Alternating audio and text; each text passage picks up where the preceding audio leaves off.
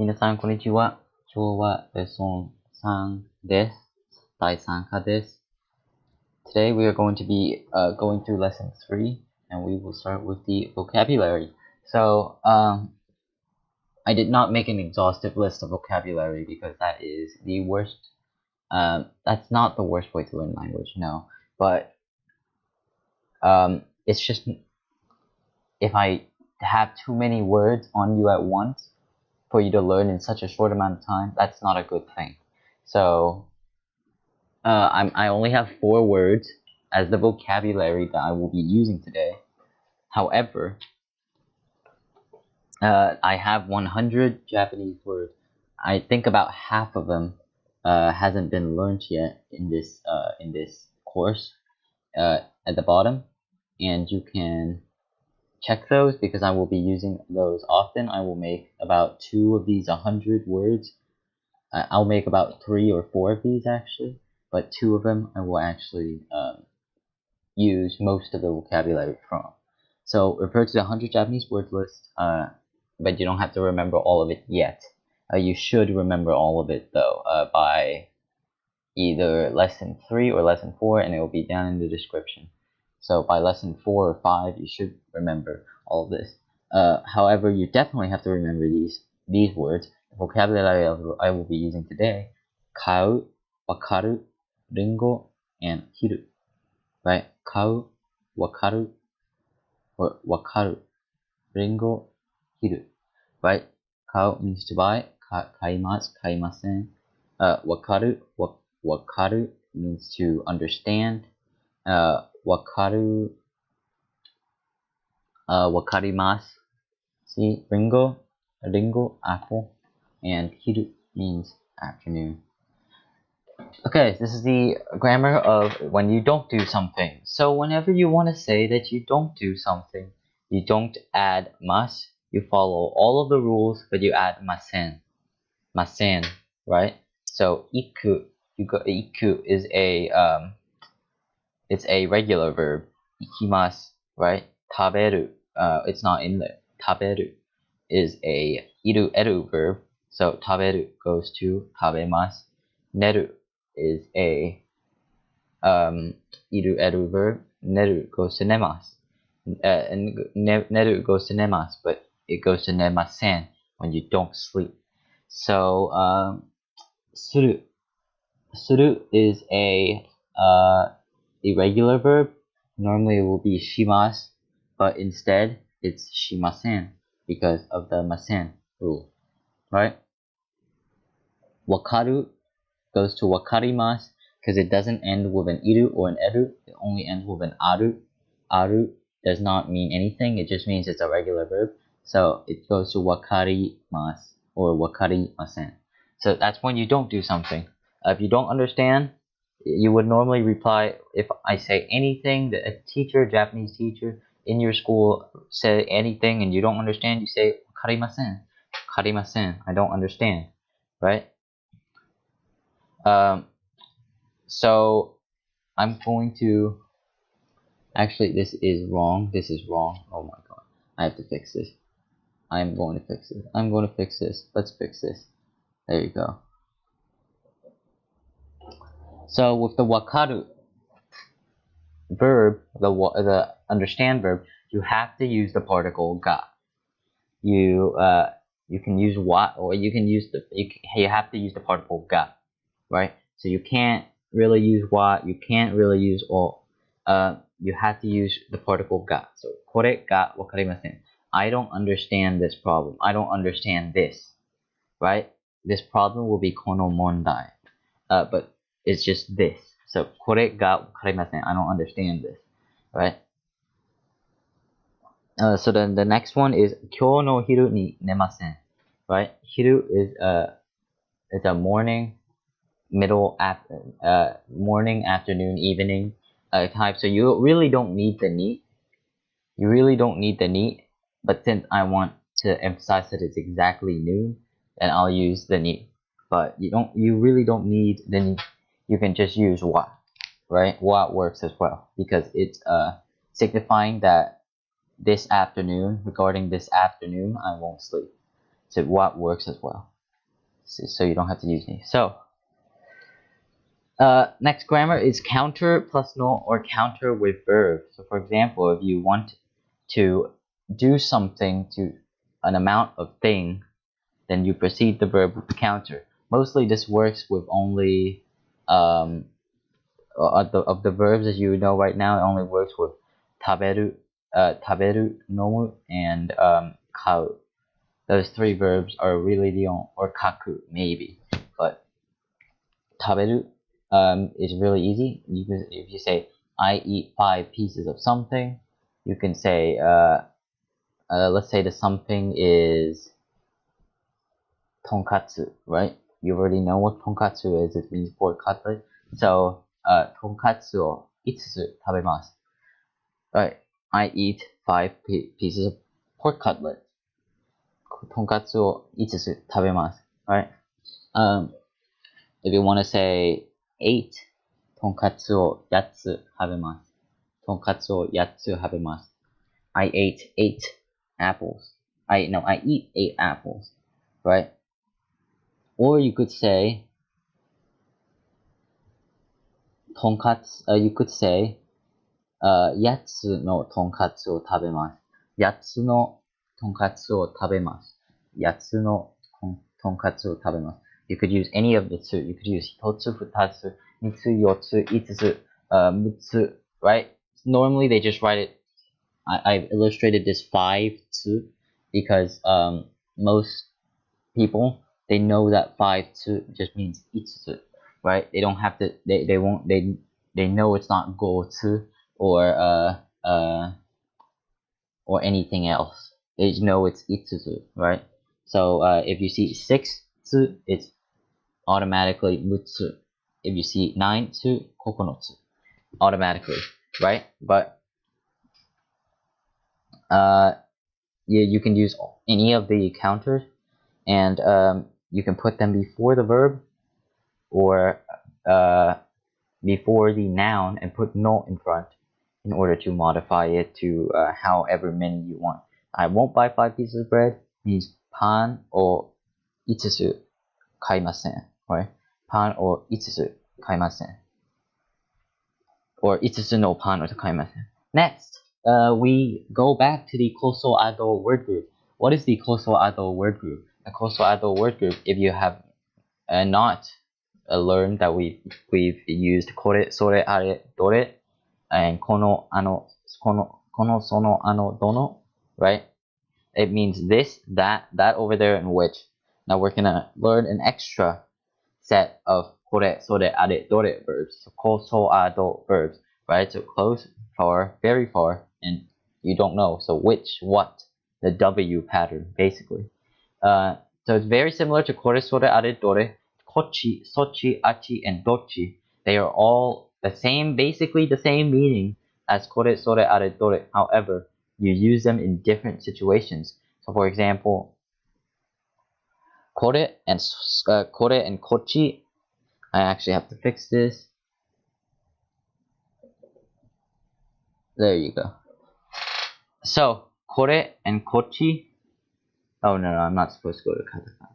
Kore and kochi are the same thing. However, the circumstances that you use are different. So if anyone asks you with kore, answer with kore. If anyone asks you with kochi, you answer with the kochi group. So you answer with its group. So the chi group and the re group, right? Not you can't answer it something else if they ask you the same thing. For example, この本は高いですね. This no, これは高いですね. This is expensive, right? And then no, that's wrong. それは高いですか? Is this expensive? これは高いです. It is expensive, right? However, you say そっちは高いですか? Is that expensive? こっちは高いです. You have to answer with the same group, right? このコンピューターは明るいですか？そのコンピューターは明るい。そっちは明るいですか？あっちは明るいです。Right? So you have to answer with the same word group. It doesn't have to be this, that, because it has to be, it doesn't have to be with the same like ko, so, a, or do, but it has to be the same word group. So if you ask for kore, you have to use sore, are, dore, kochi, sorchi, achi, dochi. Right. Number two, you use dochi when it is two items, and you use dore when it is more than three items. So for example, if I say I'm gonna use Mary, why not? Right? I'm gonna use Mary as an example. この鉛筆は、この、no, that's wrong, that's wrong. どっちはメリーさんの鉛筆ですか? You'll know that it's one out of two items, right? If there's two pencils on the table, you say, どっちはメリーさんの鉛筆ですか? Which is Mary's pencil. However, if there's a basket of pencils in there, you would say, どれは, no, you would say, どれが, right? Because after a question word, you have to use ga.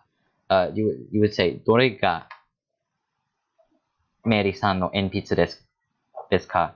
Right? So, yeah, that's two items, you would use dochi, and three items, you would use dore, or maybe a totally different word group, right? So number three, use kore group for more formal situations in the kochi group. So let's say you're asking someone a question, and you're the person who's asking the question this time, not being asked, right? You would use kore if you are asking to a more formal person, and you would use kochi for a more informal person. And that's basically it for the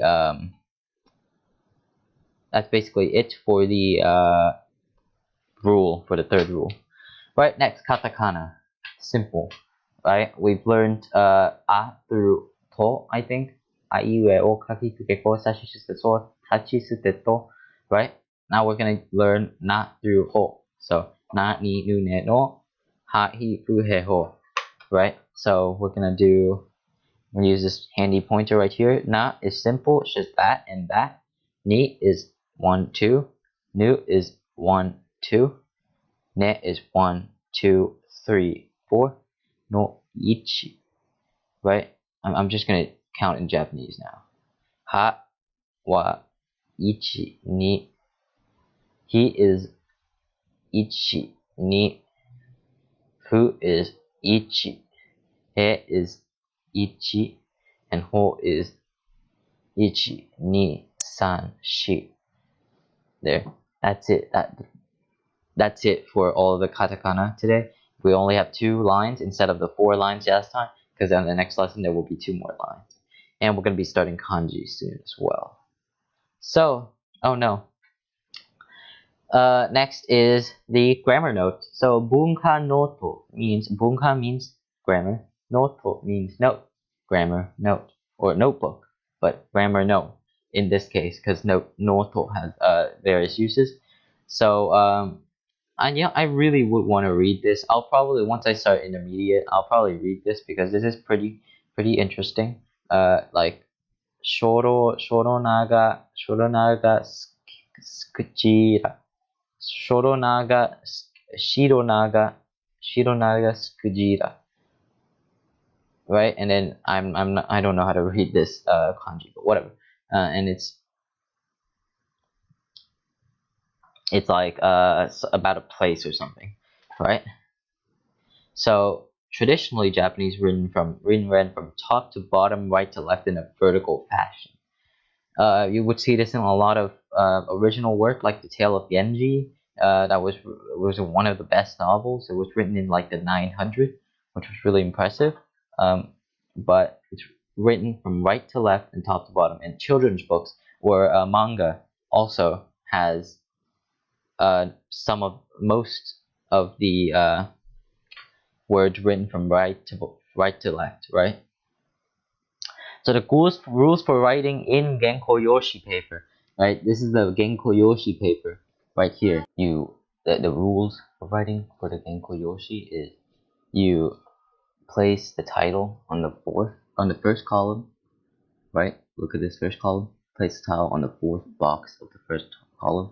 You place it down, right? And then you place the name on the second column with one space between the first and last name and one space from the bottom. So make sure you have one space from this bottom area right here. But you place the name. Normally in Japanese there's 2 characters in a name, so it would be a name on the 6th to last and the 5th to last, and then a space, and then the 3rd to last and 2nd to last. So that's how it would work. Start the composition on the 3rd line on the 2nd box, so it's kind of like an indent. Start the composition on the 3rd line, 2nd box. It's an indent from your normal paragraph writing, but it's a vertical indent, right? Number 4 is subheadings have one empty column. So this is a subheading. It's toku something. I don't know that kanji, but we have a empty column right here and an empty column right here. So we have 2 empty columns, and then subheadings start on the 3rd box from the 2 space between the 2 empty columns, and depends on how long your subheading is. So in this case, it's two words. If it's more than 2 words, if it's more than a line, you might need 2 spaces, right? So punctuation normally occupies 1 space. For example, this number right here, I'm going to use the pointer. This number right here occupies 1 space, right? This occupies 1 space. This occupies 1 space. However, if it's right at the bottom right here, then it occupies the space with the sentence as well. So, for example, this and this, they both are the end of the sentence, so they occupy 1 space. And that's the way of writing. So this is the end of lesson 3A. If you like anything, if you like more lessons, I'm going to be starting another series later. You will be looking forward to that, hopefully. But that is it for today.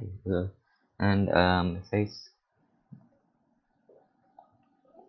gonna say daily